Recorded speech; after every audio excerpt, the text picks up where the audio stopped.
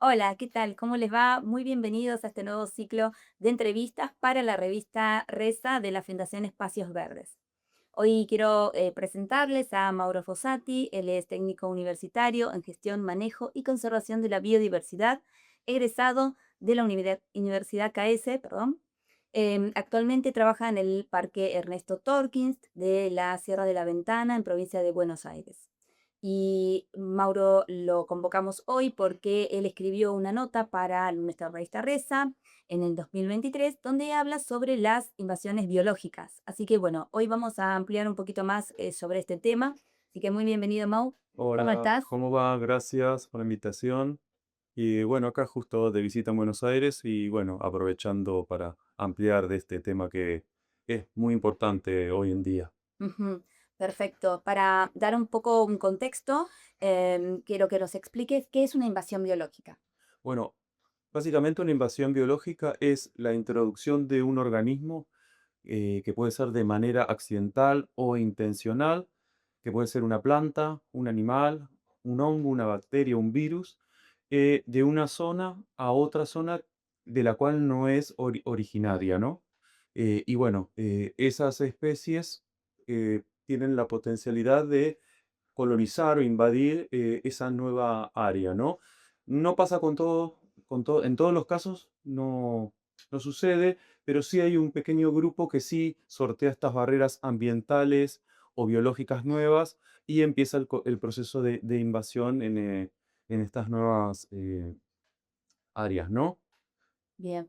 Bueno, y vos dijiste que bueno, pueden ser distintos seres vivos. Sí. ¿Qué ejemplos por ahí nos podés contar sobre animales, plantas, etcétera? Te puedo contar principalmente con lo que trabajo yo en el Parque Provincial Ernesto Torkins, que tenemos un gran problema con las invasiones de pino de Alepo y pino de radiata, que son dos especies introducidas del hemisferio norte, que se llevaron a las sierras con distintos fines, ¿no? Con la sombra, para madera, con material combustible, y también porque había una visión de que en las sierras no había nada, está todo pelado, y que necesitaba ser reforestada, ¿no? También hay eucaliptos, hay retama, retamilla, Ujú. zarzamora, por citar algunos otros ejemplos problemáticos. Así que bueno, en el Parque Provincial hay un programa de control de especies exóticas invasoras y nosotros lo que hacemos es ir a cortar pinos principalmente en las cumbres de los cerros donde se hallan principalmente los endemismos, ¿no? Tanto de plantas como animales. Y aparte, el pino tiene también una importancia porque puede provocar incendios, o sea, se descontrola, ¿no? Un incendio en ese caso. Sí, son varios los problemas que causan estas especies. Primero que compiten con las especies de flora y fauna nativas que no están adaptadas a, a, mm, a estos ecosistemas forestales nuevos que se conforman en las sierras, ¿no? Llega un momento que llegan a una altura en donde ya empiezan a sombrear eh, a las plantas, sobre todo, o sea, el ecosistema principal es el pastizal serrano pampeano, y son plantas que evolucionaron durante millones de años a pleno sol, Sí. con mucha irradiación solar, etcétera, y de repente pasan a tener sombra total y estas plantas no están adaptadas a esa situación nueva, entonces empiezan a morir, debilitar y morir. Y empezamos a tener grandes extensiones de suelo pelado que se suma a la pendiente y cuando llueve, empieza el proceso de erosión. Sí. Ese es uno de los puntos. Después, bueno, compiten con la flora y la fauna, empieza a desaparecer y se empiezan a conformar como bosques monoespecíficos, en donde encontramos una, dos, tres especies a lo sumo creciendo en estos nuevos bosques. Y bueno, la erosión es otro, se empieza a lavar con la lluvia el suelo, empezamos a perder la capa fértil eh, del suelo y acumulan gran cantidad de materia combustible. Mm. Y cuando eso sucede y vienen años secos, empieza a haber riesgos de incendios. Y estos incendios se descontrolan porque hay tan cantidad de madera que a veces los bomberos, primero por una cuestión del lugar, ¿no? Es difícil subir a los cerros Mm. a apagarlos. Son incendios que se descontrolan Sí. y pueden estar días ardiendo. La diferencia radica en que los pastizales naturales, que también se queman porque hay una dinámica del fuego en la zona durante millones de años, Ujú. es un fuego que pasa, quema, pero que vos vas al año siguiente y el pastizal se recuperó, e Claro. inclusive hasta puede llegar a ser más diverso. Es un factor de disturbio que hasta puede ser benéfico en el área. Pero bueno, en estos bosques hacen incendios que levantan mucha temperatura, pueden alterar el banco de semillas nativo y puede tardar mucho tiempo en recuperarse nuevamente la vegetación original en el área quemada. Ujú. Bien, bien. O sea, son muchos los factores que hay que tener en cuenta con los que interfiere una especie exótica que se vuelve invasora. Sí, perdón, quería Sí. agregar algo que me estaba olvidando, no menos importante, el factor agua. Estas especies consumen grandes cantidades de agua y hacen que disminuya el caudal de los arroyos. Así que si nosotros nos imaginamos las sierras totalmente cubiertas Sí. de pinos y eucaliptus, que también son un problema, podríamos llegar a tener en el futuro problemas con el abastecimiento de agua a las ciudades que como Bahía Blanca, Punta Alta, etcétera, que se abastecen del agua que proviene de las sierras. Claro, claro. Sí, un tema. Em, y bueno, y ahora estábamos hablando de un poco de lo que son las plantas, ¿no? Y en cuanto a los animales, ¿qué especies exóticas invasoras tenemos acá en la Argentina? Bien, en Argentina, y vuelvo a mi zona donde trabajo, ahora tenemos problemas con los chanchos jabalíes, la Mm. población aumenta cada día más. Son problemas porque, aparte de afectar en las nidadas de las aves, principalmente de pastizal, que predan los pichones, los huevos, también que hacen un fenómeno que se llama osadas, que es revolver la tierra para comer bulbos, raíces, etcétera, y generan grandes zonas desnudas de vegetación, lo cual también empieza otro proceso de erosión Sí. y también es como una ventana de invasión donde se establecen otras especies vegetales eh, exóticas que necesitan de ese disturbio para poder establecerse. Después, en otro momento, en los arroyos se sembraron truchas arcoíris, que es una especie proveniente de América del Norte, y que después fue desplazada por la introducción de carpas, que es una Mm. especie de origen euroasiático, Ujú. que es inclusive hasta más perjudicial porque revuelve los fondos y alterando todo el ciclo de los animales acuáticos, las puestas, los huevos, las plantas acuáticas, así que también es otro problema. Y no es una carne tan apetecida por los pescadores, Claro. así que tampoco hay una pesca tan eh, asidua de esa especie, ¿no? No es una especie tan deseada como lo fue sí la trucha arcoíris. Sí, claro. Sí, y permanece y sigue causando todo ese disturbio.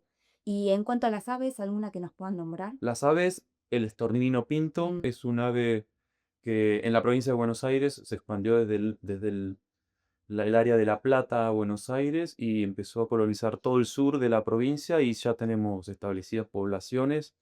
He visto cómo han colonizado los nidos de los horneros, han también los nidos de los pájaros carpinteros, inclusive sacando a las aves nativas Claro. de sus nidos. Y también las especies exóticas e invasoras no solamente alteran la biodiversidad, también sino traen grandes efectos en la economía, porque atacan cultivos, los estorninos en Estados Unidos causan millones de dólares en pérdida, Ujú. así que no solamente es a la biodiversidad, sino también al ser humano, a la economía, ¿no? Así que es un factor hoy principalmente muy importante y a veces no es muy visibilizado porque muchas de las especies que son invasoras tienen atractivos, por algo algunas especies como la retama, la retamilla, que tienen floraciones muy espectaculares y perfumes, que principalmente se introdujeron con fines ornamentales en los jardines. A veces la gente las ve porque son muy lindas y como que eso es un factor de protección y como que es un espanto cortarlas o controlarlas, ¿no? Sí, Así que también tenemos que lidiar con esas cuestiones y bueno, ahí tenemos que estar con el tema de la educación ambiental siempre ahí presente. claro. Sí, porque está esto en juego, ¿no? Que la gente piensa que una planta que es muy linda, que tiene flores lindas, y cómo la vas a sacar. y realmente no, hay que sacarla porque justamente está invadiendo un lugar donde deben estar especies nativas. Y tengo una pregunta, así a nivel mundial, ¿algunas especies, algún caso que nos puedas contar? Sí, sobre todo en islas es un problema muy, muy importante. Por citar un ejemplo, la isla norte y la isla sur de Nueva Zelanda tiene casos documentados de muchas especies de aves que fueron diezmadas por la introducción de las ratas y gatos arminios y zarigüeyas. Ellos tienen programas muy efectivos de control, que si no los llevan a cabo, esas especies se extinguen porque no evolucionaron con predadores en las ciclas. Entonces nos tiene los sistemas de alerta de, para advertirle cuando Sí, viene un gato o una rata, ¿no? Estas especies predan principalmente sobre los huevos y también sobre los animales adultos. De hecho, han extinguido especies que sí, están todas documentadas, ¿no? sí. También hace poco había leído sobre las islas Hawái, con la introducción de los mosquitos, no había mosquitos y llevaron enfermedades que afectan a las aves endémicas. Wow. Y las aves endémicas en Hawái son los principales agentes de polinización de la flora nativa y endémica de las islas, que tiene una biodiversidad increíble. Y están trabajando muy fuertemente porque han extinguido especies, ¿no? Y si se extinguen estas especies que son polinizadoras, es toda una cadena de sucesión de extinciones porque esas plantas se quedan sin sus polinizadores y producen flores que nunca van a ser fecundadas o no va a haber semillas. O también el caso de los agentes dispersores, ¿no? Aves que eran muy importantes para la dispersión de estas semillas, ya no están más, las semillas caen y quedan ahí y no hay una regeneración, no hay una sucesión de estas especies. Y así se pueden citar muchos ejemplos en todo el planeta. Bien, bien. Sí, esto es súper importante porque no es que estamos hablando de un tema puntual como, bueno, la introducción de cierto animal o cierta planta, sino que todo esto conlleva a una serie de eventos encadenados que provocan un disturbio mayor. Y el reemplazo de la flora nativa, digamos que sería como la base de todos los ecosistemas que se ven disturbiados y bueno, también hace esto, ¿no? Que empecemos a tener o a observar menos cantidad de fauna nativa y eso pasa, por ejemplo, en la ciudad con cuando no tenemos flores, plantas nativas y la gente deja de ver mariposas, por ejemplo, o algún tipo de ave que bueno, se fue buscando otros espacios, otros lugares donde encontrar su comida. Em, entonces, como, ¿qué podemos hacer? ¿Qué mirada le tenemos que darle, hablando sobre educación ambiental, em, para poder, digamos, tratar este problema?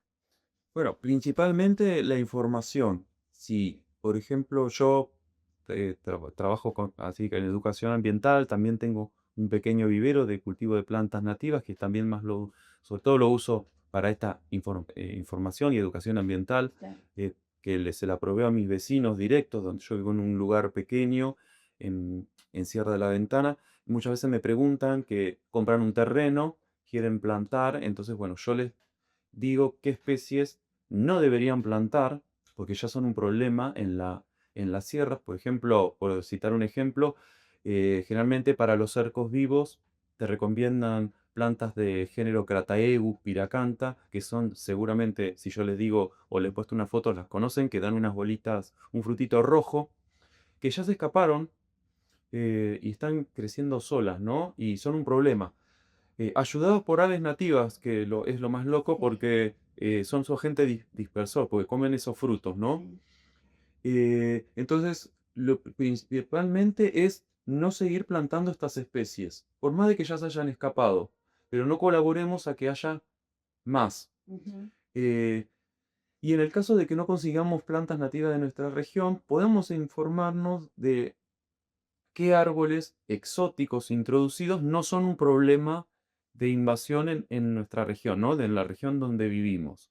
Entonces, poner una especie exótica, pero que no sea un factor problemático, ¿no? En el futuro, eh, como un paliativo. También apoyar los programas de control de especies exóticas e invasoras, que eso es muy importante. A veces en algunos lugares hay voluntariados también que la gente puede colaborar. Hay un grupo que se llama Red Pinos en la Patagonia, Ah, mira. que es un grupo de biólogos botánicos que en conjunto con los vecinos salen a cortar los renovales de pinos que se escapan de los cultivos de los pinos en Neuquén, Río Negro, que es una problemática también, perdón, porque son especies que van avanzando sobre los ecosistemas naturales hasta totalmente reemplazarlos. eh, y más allá de la importancia de la biodiversidad por la naturaleza en sí, sino también es parte del legado cultural, la flora y la fauna nativa. Entonces es muy importante conservarlo. Em, Así que bueno, básicamente es eso lo que propongo. eh, pero siempre tener en cuenta de que ante la duda de qué voy a plantar, informarse, no elegir lo primero que te recomiendan en los viveros, que generalmente siempre son estas especies, porque ya están muy trabajadas, muy estudiadas, son de rápido crecimiento. A veces tenemos que tener un poco de paciencia cuando vamos a armar nuestro jardín, porque las plantas tienen sus procesos, no es que un día para el otro voy a tener un árbol y me va a dar sombra. Ujú. eh, Así que bueno, nosotros podemos, por ejemplo, mm, facilitar o acelerar esos procesos regando un poquito más. A veces uno piensa que plantar nativas es las planto y me desentiendo. No, al principio lleva un tiempo de establecimiento y en ese tiempo de establecimiento nosotros podemos colaborar con alguna enmienda orgánica, un riego en Ujú. caso de que venga una época seca. Entonces, si las plantas siguen creciendo, podemos acelerar ese proceso para en el futuro disfrutar de las bondades de estas plantas nativas. Totalmente. Pensando en los pinos, me acuerdo que, por ejemplo, tenemos toda la zona de la costa de Buenos Aires con pinares, pensando como que eso también es la naturaleza, uno quiere ir a disfrutar de la naturaleza y se encuentra con un pinar que es un monocultivo, en definitiva, y que, como bien decías al principio, no es una especie nativa de Sudamérica, por lo menos, y ha generado todo un ambiente modificado, ¿no? Para la gente que cree que realmente eso es algo, estar en la naturaleza autóctona, ¿no? Sí, a veces se los llaman desiertos verdes porque vos ingresás a esos pinos y no se escuchan prácticamente aves, Claro. no hay insectos.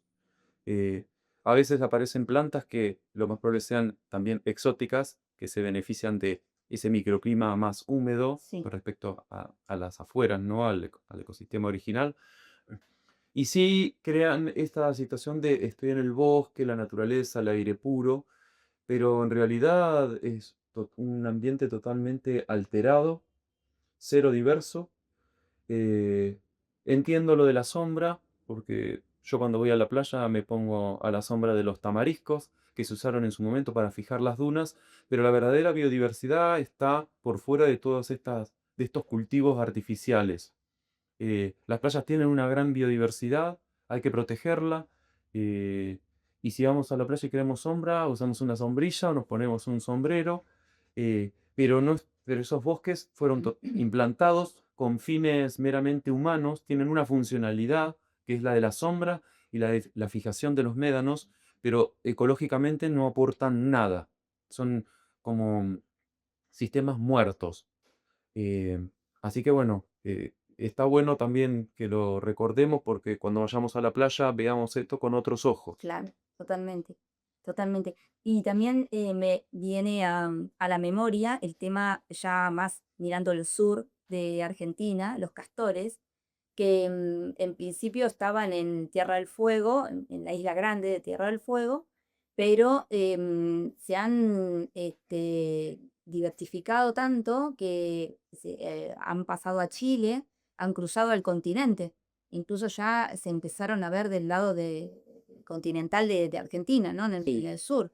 Es un grave problema porque muchas veces, como bien nos contabas por qué suceden estas invasiones biológicas, muchas veces son animales o plantas incorporadas por el humano con un fin, económico, como en el caso de los castores, eran para uso peletero, pero después, sin estudios, sin investigación previa, son soltados en la naturaleza para que se arreglen solos y ahí es donde generan un montón de problemas, ¿verdad? Sí, aparte el castor es un gran transformador del ecosistema, y en nuestros bosques andino-patagónicos no evolucionaron, los árboles no evolucionaron para estar inundados por estos diques que generan los castores. Entonces, al generar estos diques, generan amplias zonas de inundación y prácticamente el bosque muere en pie. Eso.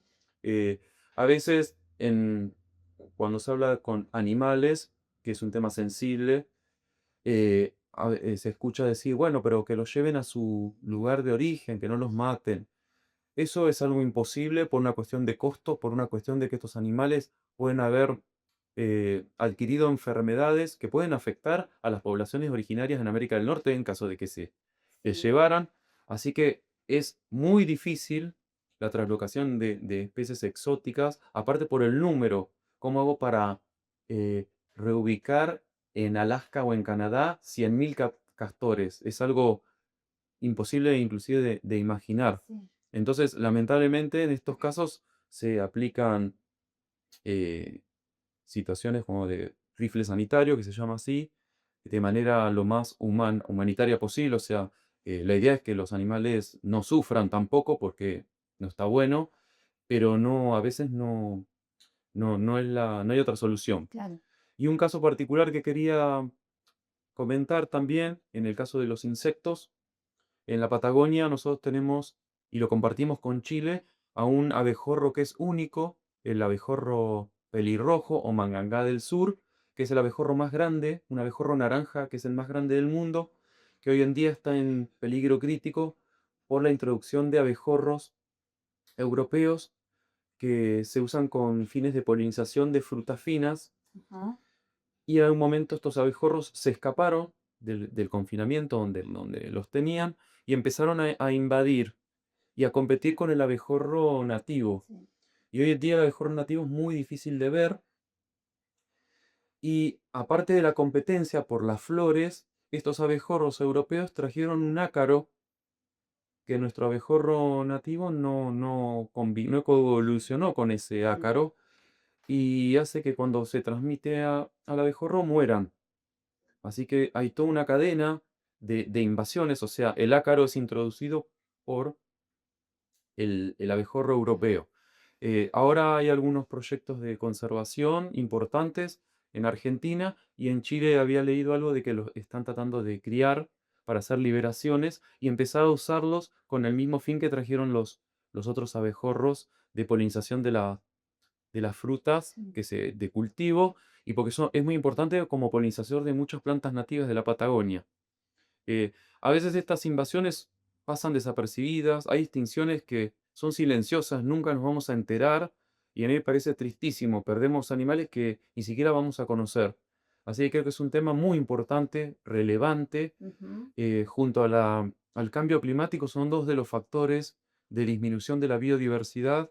Así que creo que tenemos que abrir un poco la cabeza y no dejarnos llevar tanto por la belleza o potencial ornamental o potencial sombra que nos puede dar un árbol o una planta, y valorar la, la- la fauna y flora nativa, ¿no? Y tratar de cuidarla para que siga en el futuro ofreciendo sus beneficios ecosistémicos. Exacto, exacto. Así que bueno, bárbaro. La verdad que es un tema que podemos seguir hablando porque siguen apareciendo especies, ejemplos.